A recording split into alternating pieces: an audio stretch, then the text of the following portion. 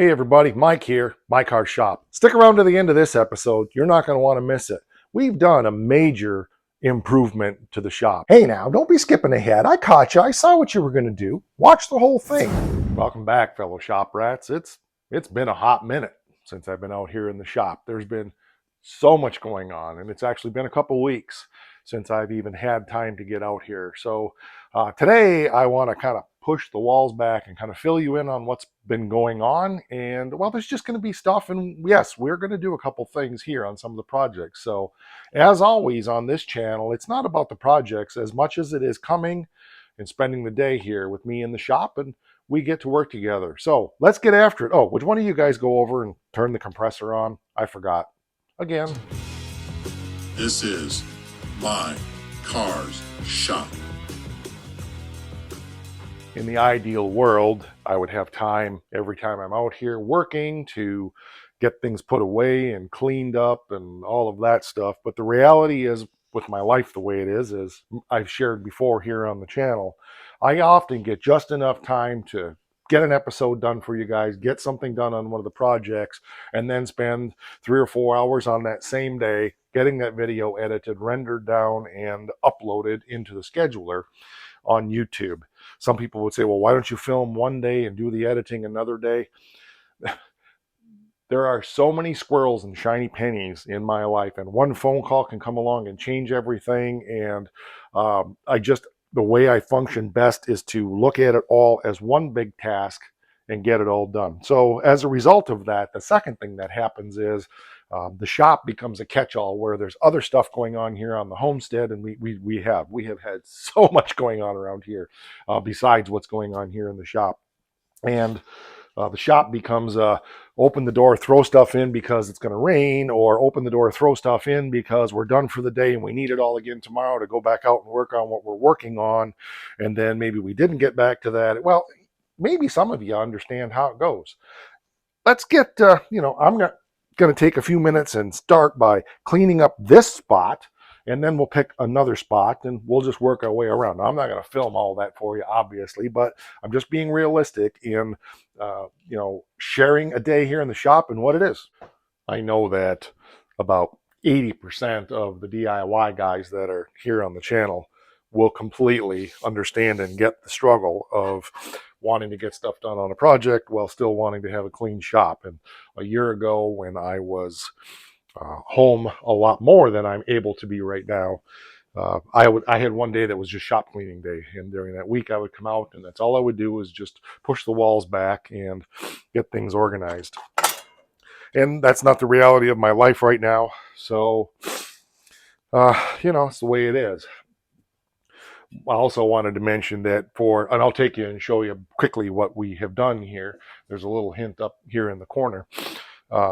I had 5 guys here for a couple of days over a couple of weeks doing a major project.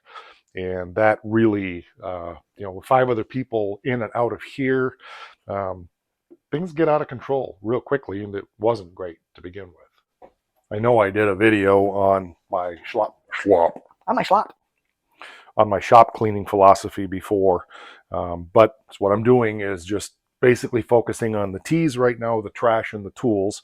And of course, there are other miscellaneous things, and I try to put them back in the general area where they belong. So just going through, dealing with trash, gathering up the tools, putting them back on the toolbox or the various places that they go in the shop. It's just a practical application of the one bite at a time philosophy. So my little welding area is in pretty good shape. I've got a lot of body stuff here from working on this truck, which I haven't touched for a month now. And then I think in one of the last episodes, I talked about why, primer shrinkage, stuff like that. So go check that one out. But one thing that I think is important that I try to do when I'm starting to clean is make sure that I get the area when you first come in the door sorted out, so that when you're walking in, you don't immediately feel overwhelmed by everything and just turn the lights back out and say, screw it. Which is pretty much what I'm feeling right. Well, that's some progress. There's still more I want to do. I got some stuff over here to deal with, and I'll deal with this. But we're going to move on here and also get to what I wanted to do today, which is, well, you'll see in just a minute. I feel like I can breathe in this area at least. I got one other area over in front of the Oakland that I need to get straightened up. It's where all the rear ends and the front valance and stuff got thrown after that episode quite a few weeks ago. So I'll get that dealt with here. But let's move on to something practical. One thing I did want to say was I'm a little bit thrown today. That's kind of the reason I'm just kind of floundering around here. Dad was supposed to come out today to work on the Oakland with me, and something came up and he couldn't. So I had my plan in place for what I was going to do today. But as I said, around here, it's about sharing the days in the shop. And some of them are not very exciting, and I don't want to bore you guys to tears with shop cleaning stuff, but I also want to share enough of like the mental gyrations and the stuff that I go through and my thinking processes. So, obviously this isn't going to be like a 45-minute episode, but I got some hands-on stuff that I do want to get done here.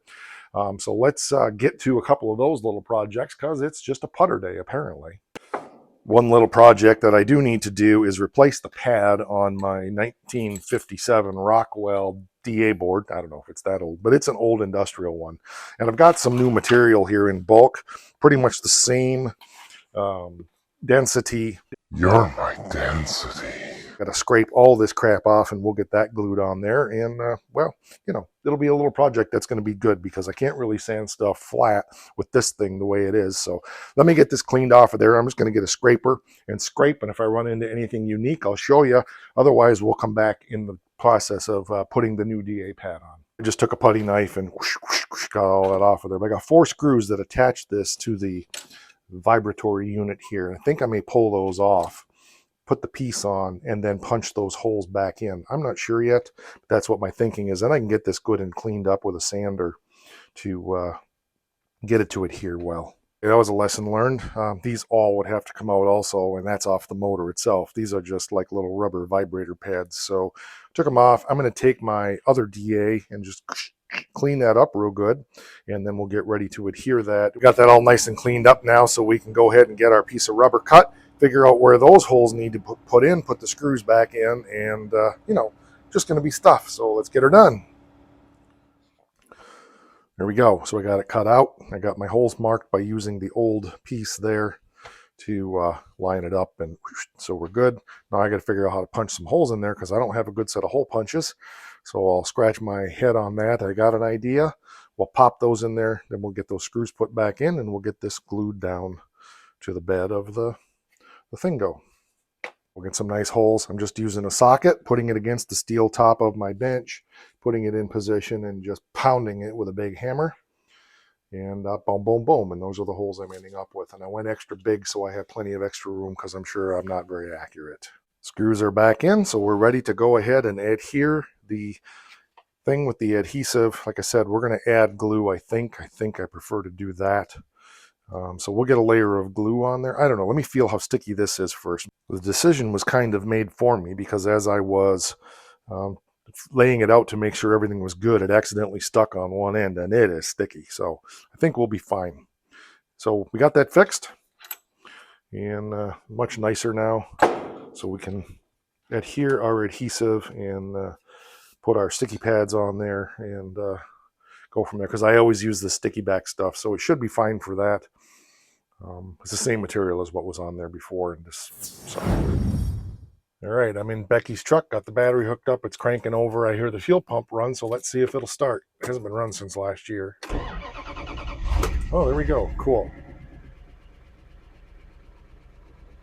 Oil pressure's coming up a little bit. She's got the ticky ticks from the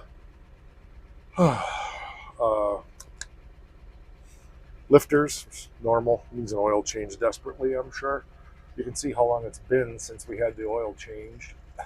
That dealership has been out of business for years. That's the last time it was changed.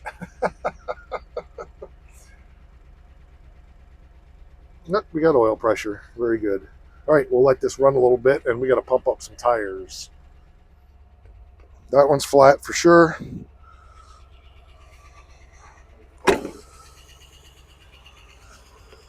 That one's flat. That one's good.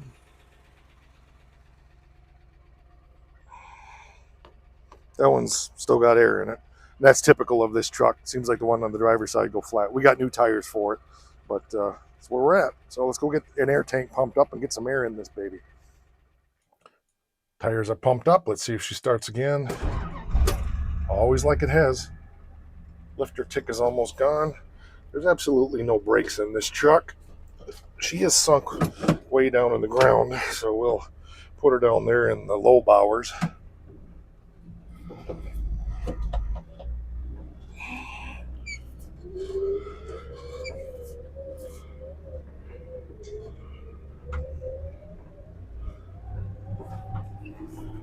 Until we got flat tires, we're riding on air.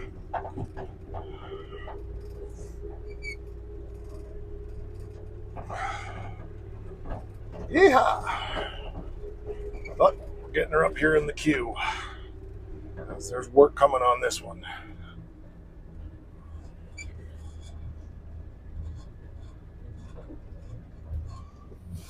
The brakes, gotta remember kind of brakes. Trying to film you guys, and it's all good.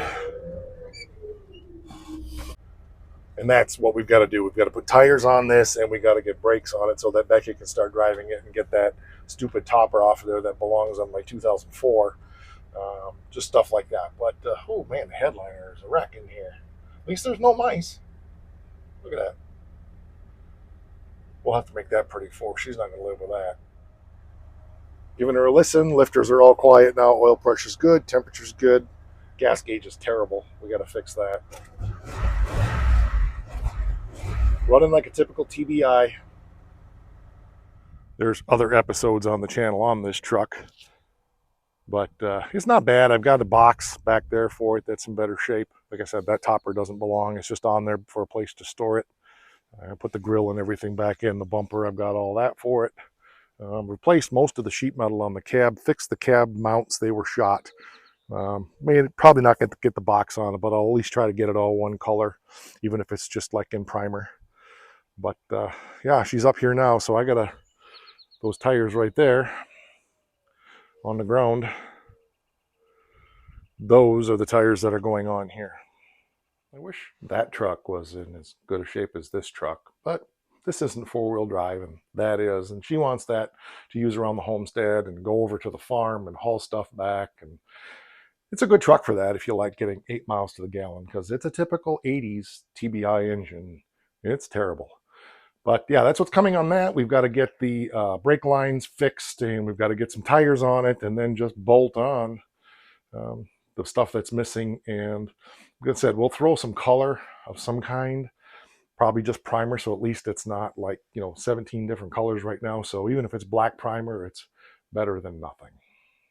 The funny part about that truck actually is that was the truck I intended to do the $500 paint job on, and my buddy's truck, he needed that done, so I decided to go ahead and do that on that truck.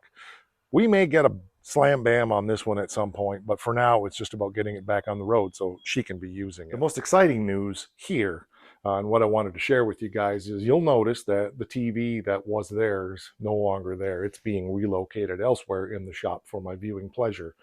But I don't have it put up yet. But you'll notice the new heater, and you'll notice that if you walk over here with me, it's got, ouch, that's hot. It's got pipes, and yes, very hot water pipes. And it's just a forced air hot water heater. And let's talk about the source. I'm not going to talk too much about it here because I am going to do an episode over on the Our Place Homestead channel on this, but this was a major undertaking we've been working on for a couple weeks. It runs to the house. There's a trench there, and there's one over this way to the barn, and it's our outdoor wood burner. We wanted to get it in yet this spring while we could still use it and get used to it, work out the bugs and so forth before we really need it next year. Now it's about 45 degrees out. I'm out here in a short sleeve shirt, and yes, it's cold, but it's about 65 degrees in the shop and about between 75 and 80 in the house. And we're pretty excited to have this. It's going to save us a fortune on heating the shop and the house. And it's been a lot of work, believe me. So you can see there the trench that we buried and that big green pipe going into the barn there. And then another trench that we dug to the house, same thing. And there's another one of those units like in the shop, as well as a heat exchanger that goes in the furnace. We're also adding a unit onto the hot water heater so we can heat our hot water as well. I know you guys are going to want to know more about it. I will let you know when I post the detailed video over on Our Place Homestead. The water temperature fluctuates between 170 and 180 degrees. 180 is max, and it's just a small fire in there. It's really nothing roaring, and right now it's going to be choked down because it's above 170. But there it is. You can't really see anything because of all the smoke. But that's pretty much what it does all day, and there's only 3 or 4 pieces of wood in there right now. In the winter, of course, we would have more, but it actually doesn't consume a huge amount of wood. My nephew has one. My niece and her husband have one, and they have the same exact unit, and you'd be surprised that if you use them properly, how little wood they consume. The thing that really excites me about that is the shop will be heated, all winter. I don't have to come out here and fire the furnace up 3 or 4 hours before to try to get the temperature up to 50 degrees. It's going to be, 50, 60 degrees out here all week long, whether I'm here or not. And I can fire that baby up more if I want to get more heat in here, but it should be like basically short sleeves in here all winter. Everything will be warm, and it's just going to be a huge improvement to not have to come out, freeze your butt off, try to get the furnace fired up, maybe use the electric heater that's there, and watch the electric bill go crazy. And I mean, we were paying, I'll just say it was thousands of dollars every winter to heat our place, and this is going to cut that bill down to almost nothing. We have a good supply of wood available to us. It's just a matter of the sweat equity to get it here, and we've heated with wood many years of our lives. We have a fireplace insert in the house anyway that we used to use all the time, but as I've gotten older, I've been lazy and it's too much work. This will be a lot less work, and I'm pretty excited about it. So I can't believe I'm saying this, but I'm almost looking forward to next winter. Let's get through this summer. You probably noticed I've been wearing a little different shirt on this episode. I want to give a shout out to our friends Jerry and Garrick over at Water's Edge. They've got a great YouTube channel over there, their Dockman series. Why don't you guys check that out? The preacher man says it's the end of time, and a dock man can't survive. The Water's Edge can't survive. The industry will survive.